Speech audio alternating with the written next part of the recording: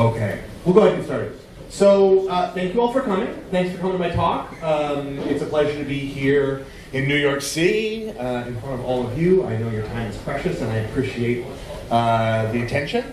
The first thing to note is that I am not Jack Stedman. Unfortunately, Jack, who had the middle portion of the presentation, is tested positive for COVID earlier this week, so he elected not to attend. Correct choice. I will do my best Jack impersonation for the section about the work that they've done specifically. It also means that I get like a little bit more like liberty here. So it's just me doing this presentation. So I'm gonna be a little more like a little bit more off leash than I would otherwise be. I put a little bit of a rant in at the top of the presentation because while I am excited about the talk, I feel like deeply personally conflicted about the clickbaity session title. And so I want to talk about that to start out. So we are in the midst of, I think, probably my fourth real serious tech hype bubble. This is a cyclical thing. It happens. People get really excited about stuff that has tremendous potential. When I first started my career, I was a student. I actually lived in a dorm it's just a few blocks away down there.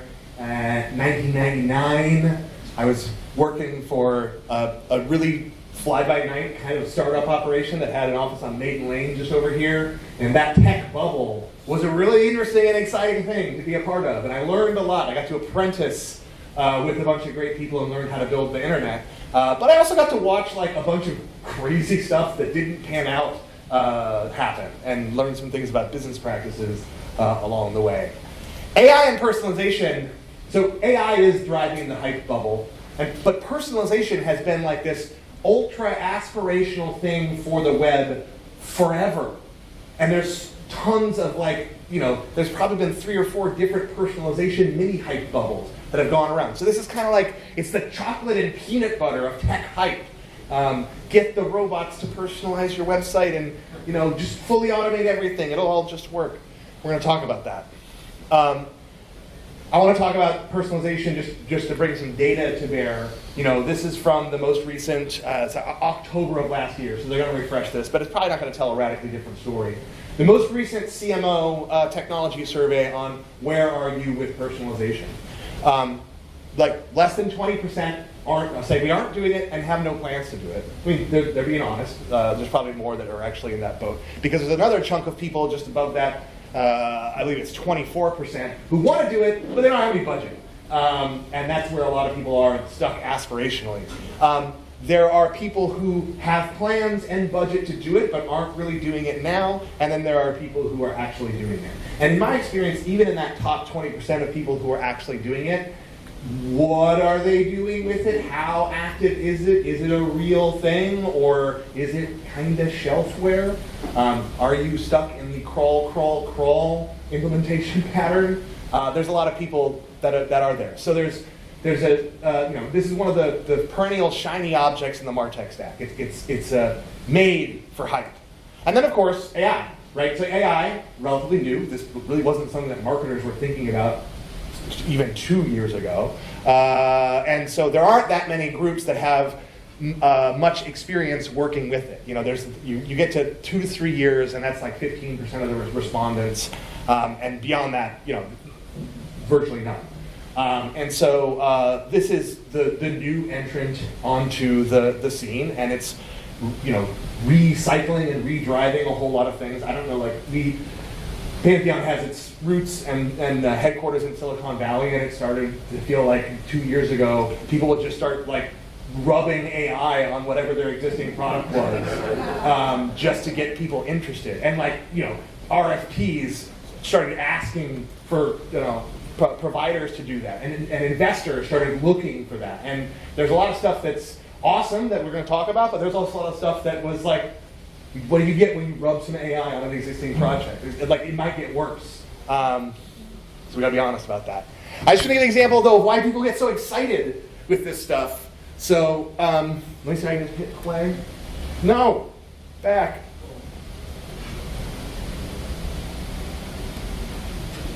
Hey everybody! Finally make some of your favorite GPU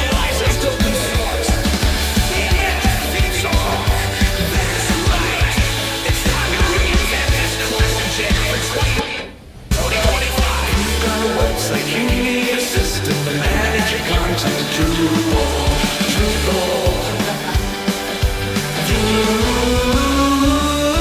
You want to build a web application, you gotta download Drupal. Dark side is coming, better get ready, don't need to download Drupal. It runs in your browser, pure WebAssembly, this is the future. Drupal. Hang on, you know the one?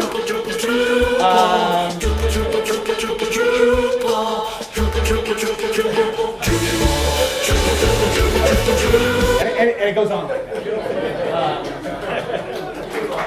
So, you know, with all apologies to Jeff Robbins, I actually haven't told him that I did that yet. I don't know that I will. But he, like, you know, what he did with the Drupal theme song, which was, I don't know, 15 years ago he put that out, he open sourced it. The song itself is available under the GPL, so I didn't feel like I was really violating the law taking that audio and sending it into a free AI song generator thing and goofing around with it for 20 minutes to get that end result.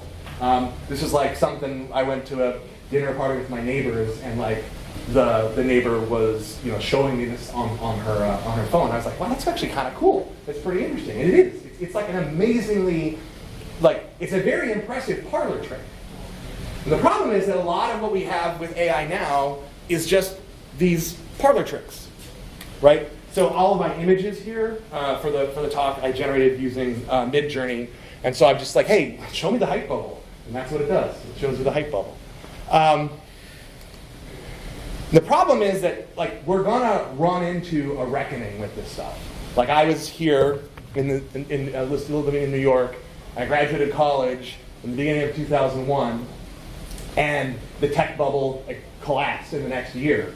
And, like, you know, I was still finding my way in my career, but it was a really hard time because people were going out of business, people were getting laid off.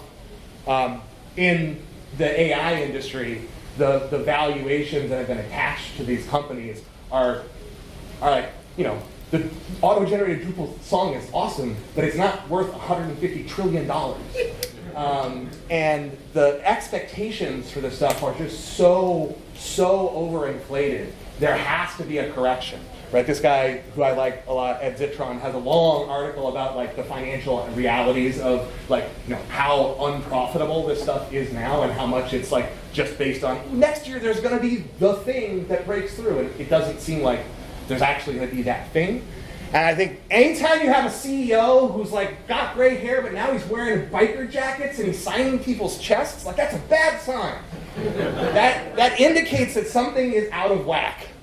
So, you know, oh, and then you have people that do really dumb stuff, right? Like, have you guys heard about this thing that happened with Sports Illustrated? Okay, I know more than just what's in the article here, because I actually know the guy who did this, and I tried to pitch the company that had it done to them on, like, using our services that didn't end up working out. But I know more about it than just what's in the article. So Sports Illustrated, you know, storied brand in, you know, journalism and you know, their magazines and so forth for going back like 80 plus years.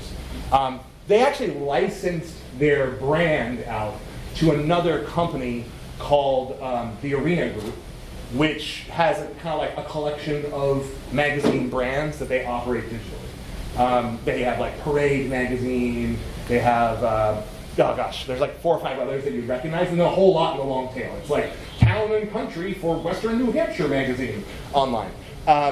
And they, publishing is a really tough business right now. It's never been great business, it's always been kind of run on glamour, but it's especially tough right now. They're under a lot of pressure. They hired this guy named Ben Falk, who used to work downstairs from the original Pantheon office. He had a company then called Best Reviews that was our downstairs neighbor. He's a nice guy, but he is the classic, like, black hat SEO type of person. Like, he's very nice, he's very intelligent, but I don't think he has, like, strong ethics. And so they brought him in as a, you know, digital transformer, ideator, so forth, and he said, okay, well, we just fully automate this magazine. We don't need journalists. We just feed scores of other data into this model. We'll generate a picture. We'll come up with a name, and we'll just like cut costs out of this thing all over the place. And we can publish so much. We're going to do all these things, and then people found out, and the people who actually owned the brand and the license for Sports Illustrated sued the Arena Group, saying you've destroyed our reputations. They ripped that out. The CEO of the Arena Group gets fired. And they're going through this big restructuring. And then, hopefully they'll make it out the other side and it'll be really cool. But don't do this. This is unwise. This is not going to work out. We're not in a world where we want the internet to be automatically generated by a large language model. Even though that's objectively happening, it's a bad idea. It's poor. So it's my way of just like getting into, starting off this talk by acknowledging that there's a clickbaity session title and giving a little bit more of a chance, since I can take a little bit of the time to rant a bit about it. This bubble's going to pop. I don't know what Midjourney gave us 4 options for what that might look like, but this bubble's going to pop, and we got to be ready for that. And there's still tremendous value in what you can do with this technology. And the key thing that I'm going to really try to bring it home for the talk is to make sure that you don't get confused and think AI equals large language model generating mediocre content. Because AI is the bigger field. It includes machine learning. It includes neural networks. And, generative models are in there too. And they can be legitimately helpful if you use them properly. So what I want to talk about is how it is that AI can accelerate the path, legitimately accelerate the path towards being able to deliver a personalized website experience. And then I'm going to put on my Jack mask and I'll walk you through what they actually did with their demo and example. And then I'll talk a little bit more about some of the technology that we use to facilitate it. So the first thing AI can do that's really valuable is you can use the co-piloting capabilities. So everybody familiar with like co-piloting as a concept? You see it a lot in code now, right? You can get the boilerplate stuff out of the way. It's not a good idea to have an AI write your code for you, but it is sometimes very productive to have the AI do an outline and you fill in the rest with exactly what you want it to do. It can speed up the process of generating code. It also works really well for things like data schemas and queries. So when you want to go and when you want to personalize a website, the first challenge you will have is that you need data to do that.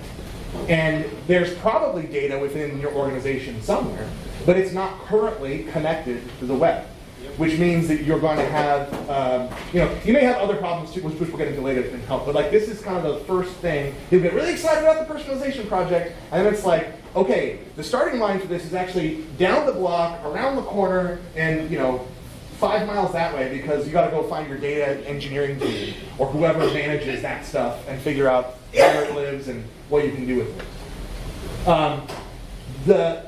It is 100% real for AI to look at data schemas and data structures, because you're going to have to connect an extant data system to something that can then be more real time and run for your website. It is 100% authentic to not have this be a big bottleneck on the data team.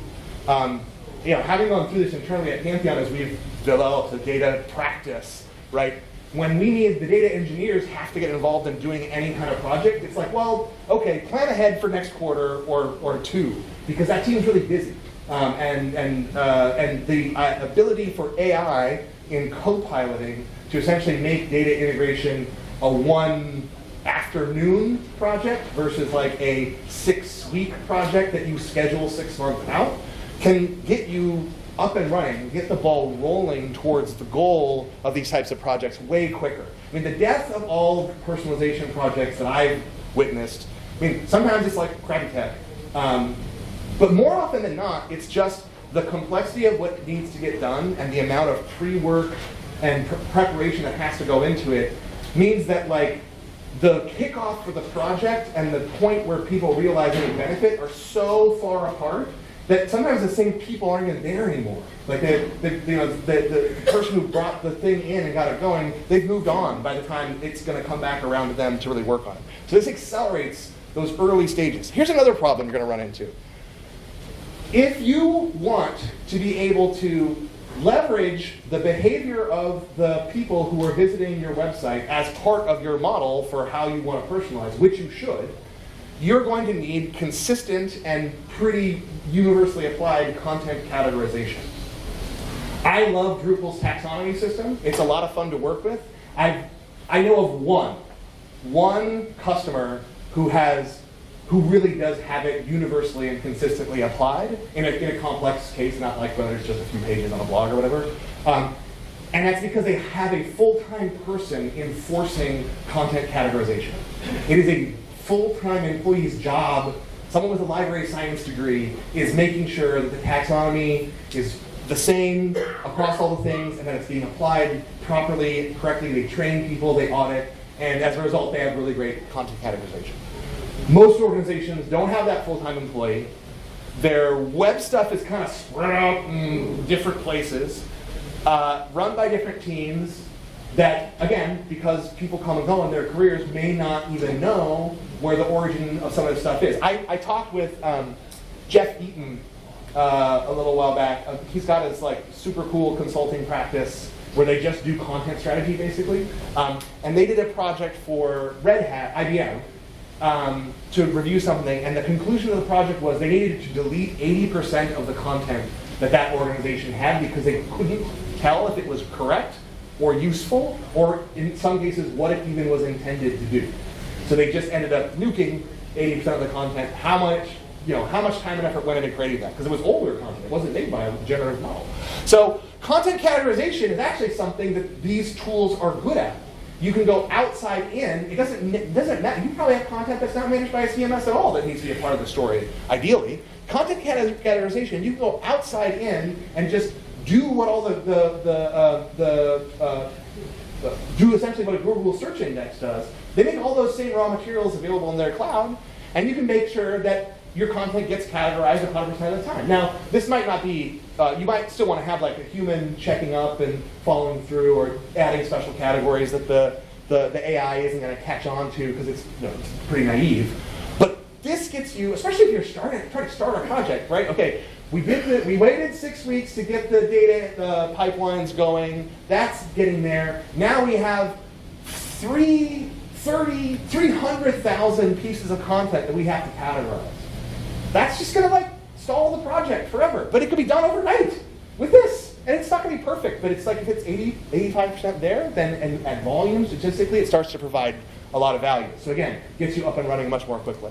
And then the last thing is, again, in the world of generative AI, there is value. You can reduce the production effort of generating content. Because that's the last thing that kills all web personalization projects is it means that it's more work. Right? You don't have one version of a thing. If you want to personalize it, you have to create and maintain variants. And so that requires more content production, and it may require subject matter expertise that isn't there on the team. But this is a place where the LLMs, particularly when it comes to text, are actually pretty good, right? You can do things like say, rewrite me this with that audience in mind, and it'll get you started, it'll get you flowing. Now you don't want to fully automate that and auto generate content on the fly and just have it all be done by AI. That's not going to work out. But your content team, if it isn't there already, these tools will make them more productive. That creates the bandwidth that you need from a content standpoint to actually drive directed content personalization efforts. So the way I encourage you to think about this, not an original phrase, I stole this from our CTO, David Strauss.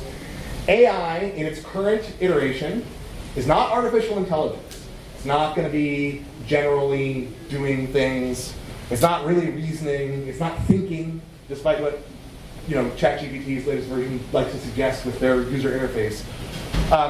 It's doing probabilistic work to kind of think, to figure out what it is that you think you want. It is generating stuff kind of at random and then sorting through it to try to get it closer to meaning. And the types of tasks that it's suitable for are kind of like tasks you might give an intern, right? And much like using an intern, you need to supervise it in order for it to be productive. And with models that do learn, like you supervise it, it'll get better up to a point, right? It's not going to suddenly become self-aware and solve all the world's problems, but it'll get better at giving you the kind of stuff that you want to see from it. And so there are a lot of really interesting problems that can be solved this way. What if you had an unlimited army of interns that worked round the clock? Like, you think there's some really meaningful work that could be done with that type of resource. But don't get confused. Don't get lost in the sauce with the hype bubble. So that's the end of my rant. Now we're going to go way down in elevation and talk about a real project, how this stuff actually comes to bear in Drupal and what people can do with it today. So this is, I'm presenting Jack's work. Jack and Sam from Blue State and a team from Accelerate worked on this earlier this year, and it's actually a live demo site that you can go look at yourself. It's called the Whisker Network. It's available at whiskernetwork.org. And so this is based on work they're doing for a client. The client's an internationally recognized nonprofit and is not comfortable being a part of any marketing initiatives. But they wanted to demonstrate their work because they were really excited about it. So they basically, they redid the site. You won't be able to guess who the actual client is because they did a good job. But it's the same use case, except the customer here is a cat shelter. So the purpose of the Whisker Network is to get people to, the purpose of the Whisker Network's website is to get people to become supporters, sign up for their newsletter, give them money, and maybe even adopt a cat. Like that's the peak of the engagement ladder for their website. And in order for us, the goal here isn't to personalize the website, it's to gain insights into who our visitors are, keep track of data about them, and give them a better experience and one that takes them on that journey, because that's what the mission of the Whisker Network is. And so they're using Drupal, and they're using a tool called Lytics, which is both a lightweight, sort of composable customer data platform and a personalization engine. And what it does is it will start to build a profile, the first-party data, behavioral data, whenever someone visits the site. And so it's like, they have a free version you can tool around with. It's kind of cool. They have a browser plugin that lets you see everything that's going on. And so what they're doing here, it's not rocket science. This is not a crazy, complicated use case where they've come up with some amazing strategy you'd never expect. It's like about the most obvious thing you could do, but most people don't, right? This was actually really interesting talking to Jack as he was preparing me to give his side of the talk yesterday. Blue State, been around for a long time, great tech and fundraising shop. Came out of the team that did Obama in 2008. So really sharp people. Like, they actually make their reputation on how effective they are with email. And in their email campaigns, they are fully personalized. And not just with like the mail merge, get your first name in there. Everybody does that. That's table stakes. What they do is they know from their database of email, for example, something that works really well is reaching out to people around a year from the last time they engaged, because they might be on some kind of annual cycle. Creating different messages that target people who have donated different amounts in the past with more specific asks for what they want their next give to be. Being able to segment by interest so that you can put topically relevant or other things, to get people to just open the email in the subject line. All that stuff. They've been cycling on that type of work for over a decade, and they're very good at it. And for most of their clients, they serve the same website to everybody every time. So their web practice is actually way behind their email practice in terms of what they're able to do. And so the goal here is just to bring people along a little journey. And so Lytics is going to start keeping track of stuff. And the first thing they're going to do is, by hook or by crook, they got someone to sign up for the newsletter. So that's great. So when someone signs up for the newsletter on your website, you need to stop asking them to sign up for the newsletter. Which most people don't do. So they replace that experience with donation. That's the next step on the engagement ladder. You signed up for the newsletter. What's next? Well, could you help us out? We got all these cute cats. We could use a little money. And So, and again, so like this is because the Lytics system has tracked the event. It's a real-time data system, so it keeps track of all these events. So the next time this person visits the website, or even if they just refresh in their browser, they will never again see the subscribe ask, because it knows they already did that. And then Drupal, it's integrated with Drupal, and Drupal knows that the next step, the next variant to serve is the donate button. And so, it goes on like this. There's things that they can do where they can say, like, let's escalate the amount that we're asking people to donate. Let's put the default up higher. If they're a high roller, we should just switch these out to be different things. I believe that. Thank you for so there, or move up to a recurring donation, right? That's that you've donated one time, but what about a monthly supporter type of arrangement? Those are the standard things that they do to drive folks along that engagement ladder. That this little connective piece, and they were able to put this website together in like 2 weeks to do this, and it actually works in real life. And oh man, I'm gonna forget what this last couple slides were. Here's the cat's meow. It's just increased donation. Oh, it increases donation. All right, great. So I'm just behind. I'm behind the slides with my talk track. And then the last thing here that's really neat that they do, because they link this back to their email practice. So for example, when they drive people, just think about this. When you're driving people to your website because they've signed up and you can email them, the website needs to not ask them to subscribe to the email newsletter, right? That is the reality of what they do they're just starting to get into making this a standard part of their practice. The other thing that's great about this is the customer data platform capability is able to do identity matching, because most people are multi-device. So that you can get to a world where it's not just, you signed up for this, you were doing this on your browser, but if you click a link from the email on your phone, it opens your phone browser, well now we know you're the same person. We can stitch those identities together. And you can pick up the journey here wherever you left off on the web, right? That's a key part of the value proposition that people want. And this is still work to set up, but the fact that it's like, we're getting down to a point where it's like 2 weeks worth of work makes it a lot more appealing to get up and running and get going with these types of use cases, which are exciting. So then the idea is that you would click the link and go back here, and it would know where you are on the journey, so it can power you along. I want to just speak a little bit more about Lytics in particular, and to tie it back to the AI question specifically. We've been working with them for a couple years now. They're a great partner. We have a cool offer, so you can get a bunch of free stuff from them to use with us if you want. I have to talk more about that later. But the things that they are doing in their product, just out of the box, they do this automatic content classification. It's really interesting. It's not going to give you a content strategy, but it gets you moving in that direction really quickly. So then it'll keep up. They'll keep crawling your site and indexing the content and give you insights. And then from that content categorization, they give you interest graphic. What topics are linked to each other based on the observed behavior of your users. When you're going to people, this is from us running our own, we run this on our own website.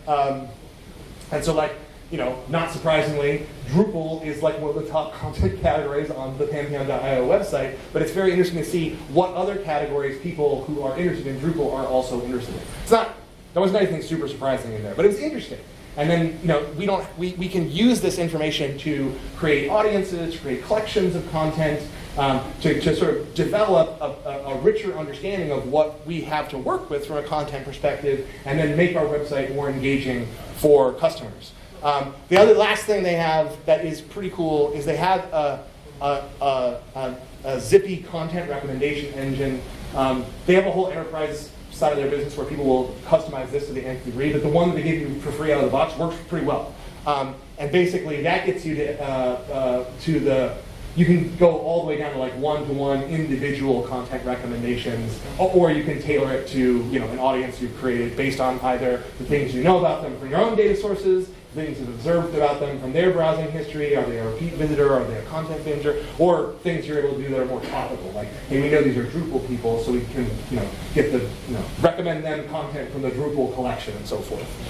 All these are ways to like make your website more engaging to the audience, and you can get started with them now, thanks to how far we've come along with this technology, really quickly, much more quickly than you ever were able to before.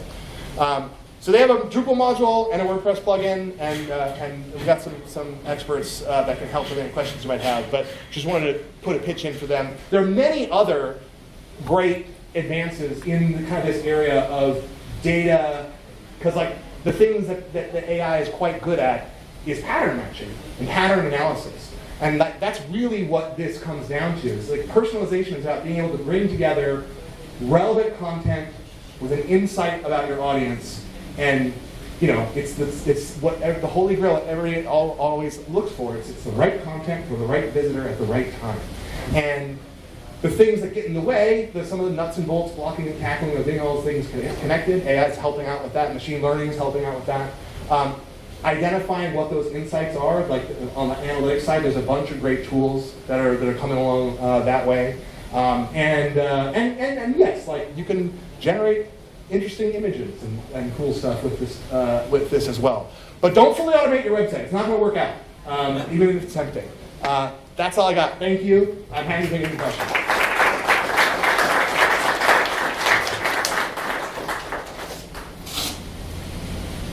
We got like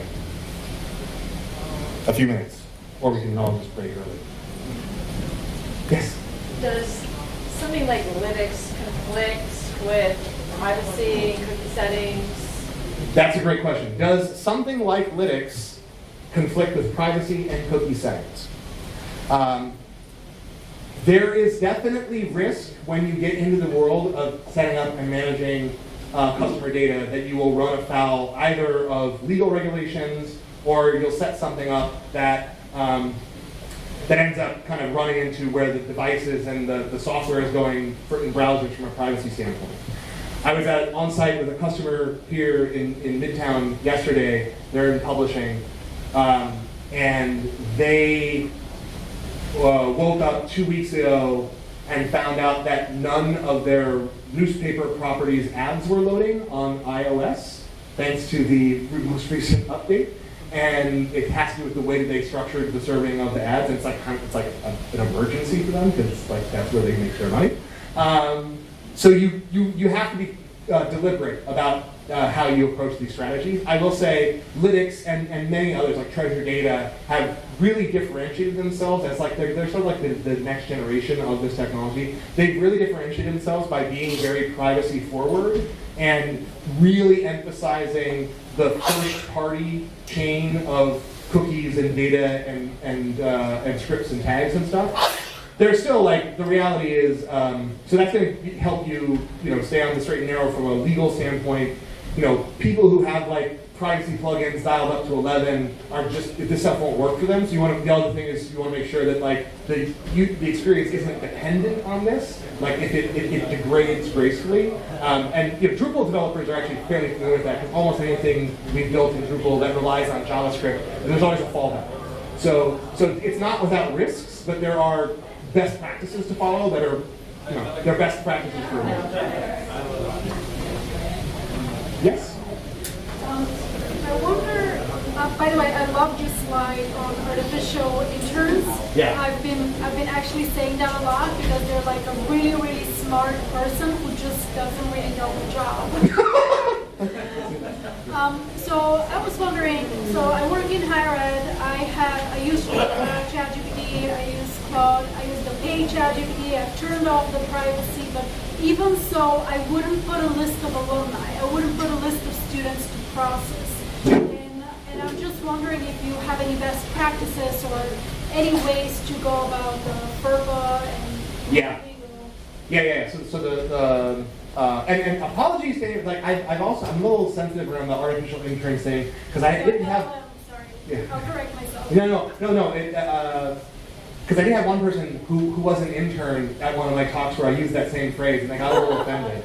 There are real implications for what does an internship even look like 10 years from now that are sometimes troubling. But your question was, what about the privacy of information you're putting into LLMs? I don't have a quick answer, but we work with a lot of higher ed institutions. There's two things that I'm observing people doing.